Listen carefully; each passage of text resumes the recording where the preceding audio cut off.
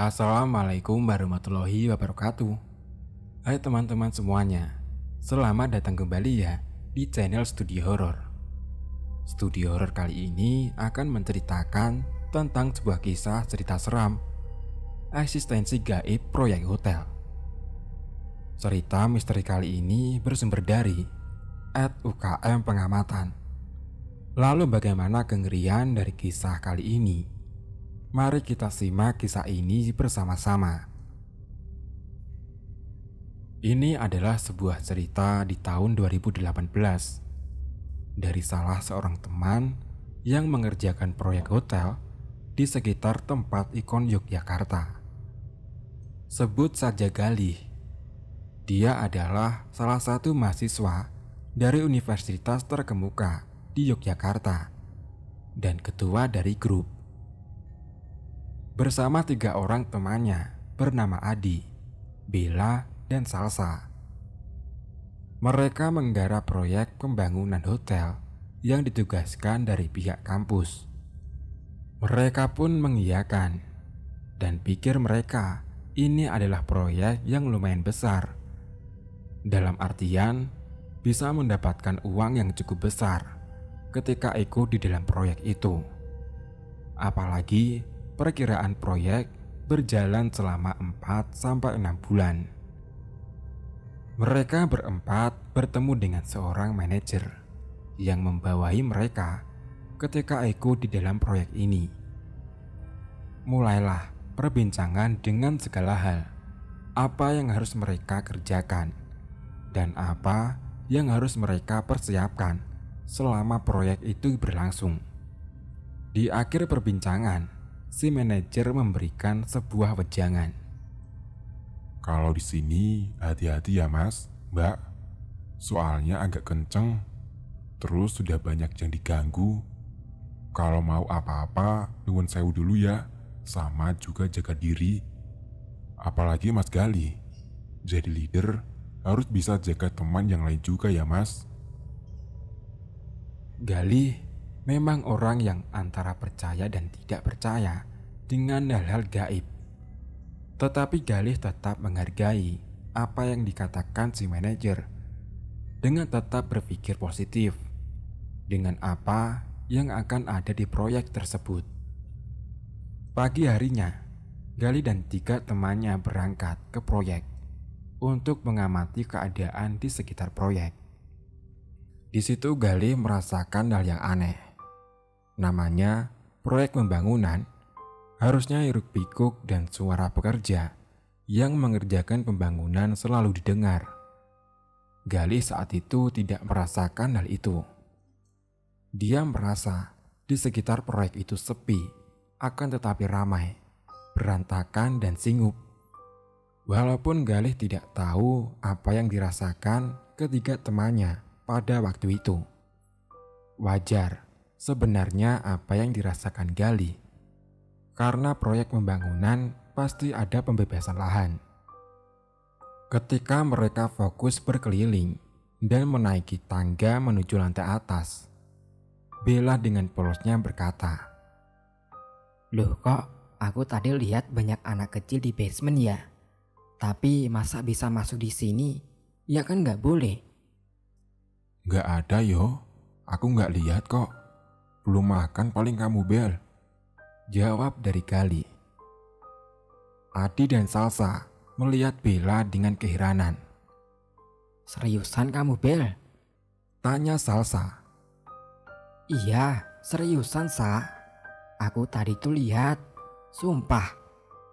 Jawaban Bella seperti meyakinkan apa yang dilihatnya.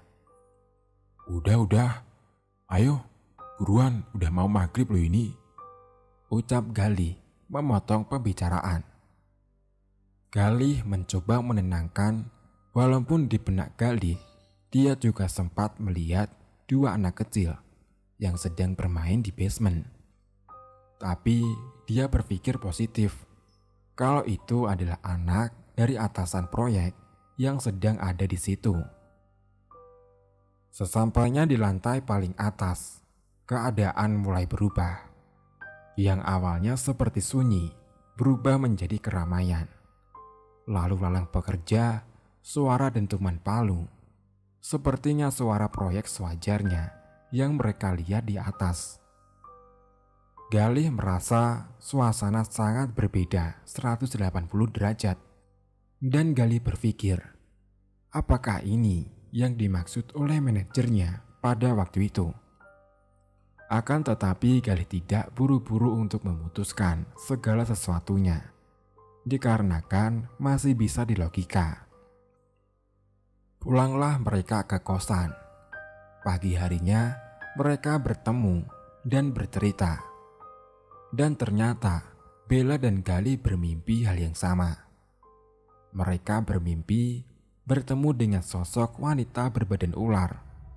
Bisa dikatakan seperti siluman ular. Di mimpi itu, mereka melihat siluman ular itu mengelilingi bangunan, seperti melilit bangunan dari bawah sampai atas bangunan proyek. Mereka bingung apa arti dari mimpi itu sebenarnya. Dan anehnya, yang bermimpi saat itu hanyalah Galih dan Bella. Dua orang ini yang melihat anak kecil di basement sebelumnya. Adanya keanehan dan mimpi itu, Bella dan Salsa mulai takut dan khawatir. Takut juga hal yang tidak diinginkan ke depannya. Namun, Galih dan Adi tetap mencoba menyemangati dan mencoba meyakinkan Bella dan Salsa untuk tetap melanjutkan pekerjaan ini. Dengan perdebatan yang cukup alot, akhirnya Bella dan Salsa tetap ingin melanjutkan pekerjaan ini sampai selesai. Walaupun rasa takut masih hinggap di pikiran mereka. Berjalannya waktu, dan tidak terasa mereka sudah ada di proyek selama 3 bulan lamanya. Dalam jangka waktu 3 bulan, memang tidak ada gangguan yang terjadi, dan tidak ada hal yang aneh yang dialami mereka berempat. Puncaknya di suatu hari, tepatnya setelah asar, mereka sedang melakukan surveying teodolit di lantai 4. Ada yang mencatat, mengeset alat, dan memegang tongkat. Dilakukan rolling setiap berganti tempat, dan begitu terus seterusnya. Saat Salsa mendapat bagian meneropong teodolit, tiba-tiba tanpa persiapan, Salsa melihat sosok pocong. Sosoknya full muka dan terlihat hitam. Seketika itu, Salsa berteriak. Dibantingnya alat teodolit itu, kemudian berlari kencang menjauh dari tempat itu. Galih, Adi dan Bella yang mendengar teriakan Salsa otomatis berlari meninggalkan alat yang ada. Mereka kelabakan dan berlari ke arah yang sama dengan Salsa. "Ada apa, Sa?" tanya Galih dengan nafas yang ngos-ngosan. Aku lihat ada pocong pas ngeker. Itu jelas banget. Sumpah, aku nggak bohong, jawab Salsa dengan badan yang gemetar. Mereka kaget bukan kepalang mendengar pengakuan dari Salsa. Tidak tahu kenapa, mereka percaya dengan apa yang dikatakan Salsa. Begitu pula yang dilihat Salsa. Mereka sempat bingung antara melanjutkan ataupun tidak. Namun Bella dan Salsa ketakutan dan tidak mau melanjutkan di hari itu. Galih mulai bingung, apalagi kalau 2 orang tidak mau melanjutkan. Otomatis tersisa 2 orang yang ada di tim ini, dan malah menjadi pekerjaan berat nantinya. Galih berinisiatif untuk bertemu dengan manajer yang dia temui pertama kali. Mereka berempat pergi menuju kantor pusat dan mengatakan bahwa mereka tidak mau melanjutkan pekerjaan mereka. Alih-alih bercerita tentang hal gaib, malahan mereka menggunakan beribu alasan agar mereka bisa pergi dari proyek hotel tersebut. Manajer itu pun tidak setuju apabila mereka keluar dari proyek. Bisa dibilang, pekerjaan mereka hanya tersisa 1 bulan lagi. Sempat terjadi perdebatan alot antara mereka berempat dengan manajer. Karena geram, Akhirnya Galih menceritakan apa yang dialami Salsa sore itu. Kan saya sudah bilang, kalian harus hati-hati kalau di proyek, kata si manajer. Ya gimana ya Pak? Kan kita juga nggak berharap terjadi seperti ini Pak, jawab Galih dengan lantang. Coba Mas tanya sama Mbak Salsa, dia lagi kenapa sekarang? Tambah si manajer dengan menunjuk Salsa. Disinilah semua terjawab. Ketika Galih bertanya ke Salsa, ternyata di hari itu sedang datang bulan. Dan dijelaskan oleh sang manajer kalau itulah yang membuat Salsa melihat sosok pocong. Dijelaskan pula kejadian ini tidak hanya terjadi 1 kali, bahkan sudah 5 kali terjadi. Galih meminta solusi agar tetap nyaman selama pengerjaan. Akhirnya diputuskan, Bella dan Salsa tidak ikut proyek sampai Salsa selesai datang bulan. Dan diutuslah 2 orang pekerja senior untuk menemani Galih dan Adi selama pengerjaan proyek, agar pekerjaan mereka bisa segera selesai. Malam harinya, di hari yang sama, sekitar jam 11, ada kegiatan pengecoran di proyek hotel tersebut. Galih sebenarnya sedikit takut kembali ke proyek setelah kejadian Salsa sore itu. Tapi apa daya, nasi padang sudah dibungkus, mau diapakan lagi? Berangkatlah Galih bersama Adi ke proyek jam 11 malam. Tetapi sesampainya di sana, proyek sepi, tidak ada orang sama sekali. Dia pikir pengecoran tidak jadi dilakukan malam itu juga. Menghubungi senior dan manajer, tidak ada jawaban sama sekali. Dan benar saja, setelah beberapa jam menunggu, datanglah para senior dan petinggi ke tempat proyek. Ternyata, beberapa divisi melakukan rapat darurat dan tidak jadi melakukan pengecoran malam itu, dikarenakan kendala dari adanya tempat. Lucunya, ada salah seorang mendekat ke Galih dan Adi. Dia adalah salah seorang senior dari proyek. Dia bertanya di mana mereka melihat sosok pocong itu. Galih saat itu sedikit bingung. Ini orang kok bisa tahu ya? Ternyata di tengah pembahasan rapat, sempat ada pembahasan tentang apa yang dialami Salsa sore itu. Tetapi semua orang menganggap itu adalah hal yang biasa dan sudah terbiasa. Bergantilah kegiatan pengecoran dengan pembahasan hal gaib yang ada selama pengerjaan proyek. Di sini, Galih dan Adi bertemu dengan salah seorang bernama Pak Yudi. Dia ini adalah salah seorang senior yang berpengalaman dan juga mempunyai ilmu spiritual yang cukup kuat. Ternyata dulunya, sebelum adanya proyek ini, tempat ini adalah bekas bangunan Belanda. Dan ternyata, saat masih menjadi bangunan Belanda, sering terjadi gesekan gaib di tempat itu. Banyak orang diperlihatkan sosok noni-noni Belanda.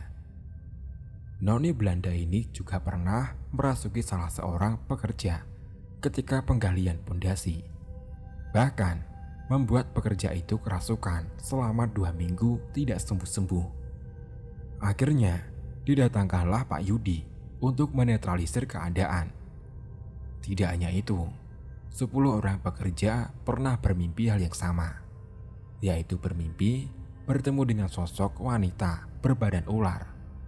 Seperti apa yang pernah dialami Bella dan Galih di awal cerita.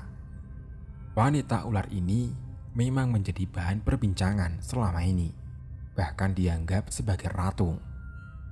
Jadi tidak heran, banyak yang bermimpi bertemu dengan wanita berbadan ular.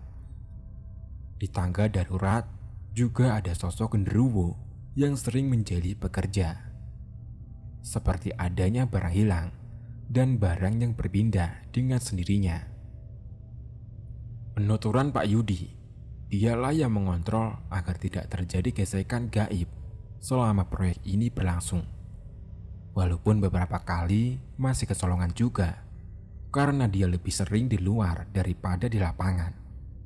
Pak Yudi juga mengatakan agar Galih, Adi, Salsa, dan Bella tetap melanjutkan pekerjaan mereka dengan juga ditemani Pak Yudi agar mereka merasakan aman.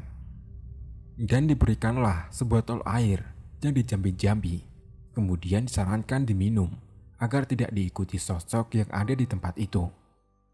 Keesokan harinya, Galih dan Adi bertemu Salsa dan juga Bella untuk memberikan sebotol air dari Pak Yudi dan juga menjelaskan bahwa mereka akan ditemani Pak Yudi sampai pekerjaan selesai. Tanpa pikir panjang, Bella dan Salsa setuju karena di pikiran mereka saat itu yang paling penting mereka segera menyelesaikan proyek dan segera pergi dari proyek itu. Alih-alih keadaan mulai tenang, malam sebelum bertemu Pak Yudi, Adi secara terang-terangan menceritakan bahwa dia pernah melihat sosok wanita tanpa adanya muka di basement, tepatnya di kamar mandi. Awalnya dia berpikir itu adalah boneka. Ketika dia mendekati boneka itu, tiba-tiba boneka itu melayang dan menembus ke lantai atas. Namun, Adi pada waktu itu tidak berani bercerita ke Galih karena takut membuat keadaan menjadi semakin rumit. Dan Adi juga bercerita ketika di pertengahan bulan, dia saat itu tiba-tiba muntah darah tanpa adanya sebab yang pasti. Galih pun geram, kenapa si Adi tidak mengatakan apa yang dialaminya selama ini. Tetapi Adi juga punya alasan agar tidak muncul kepanikan di antara teman-teman yang lain. Ya udahlah, ayo kita berangkat. Ntar kita cerita ke Pak Yudi saja. Mereka berempat segera berangkat ke proyek dan mencari Pak Yudi. Di situ Adi menceritakan semua yang dialaminya. Disuruhlah Adi untuk duduk bersila dan mengucapkan surat Al-Fatihah. Kemudian tangan Pak Yudi memegang pundak Adi dan menarik sesuatu dari punggungnya. Tiba-tiba Adi mengalami muntah dan keluarlah sarapan warmindu dari mulutnya. Pak Adi juga menjelaskan, si Adi ini memang mempunyai daya tarik berbeda dari yang lainnya. Makanya Adi bisa sampai muntah darah karena menahan energi negatif terlalu lama. Insya Allah, habis ini udah nggak apa-apa kok, Dek. Sudah, kalian lanjut saja ya. Saya pantau dari bawah, ucap Pak Yudi. Mereka berempat melanjutkan pekerjaan mereka, walaupun masih merasa was-was dengan apa yang akan terjadi selanjutnya. Akan tetapi, semua berjalan normal, dan ternyata mereka bisa menjalankan tugas lebih cepat. Di situ mereka belajar bagaimana harus menempatkan diri dan tidak melakukan kegiatan di waktu sore. Apalagi ketika tidak tahu sejarah dari tempat itu sendiri. Begitulah kisah cerita seram eksistensi gaib proyek hotel. Terima kasih teman-teman semuanya sudah mendengarkan podcast Studio Horor ini hingga selesai. Wassalamualaikum warahmatullahi wabarakatuh.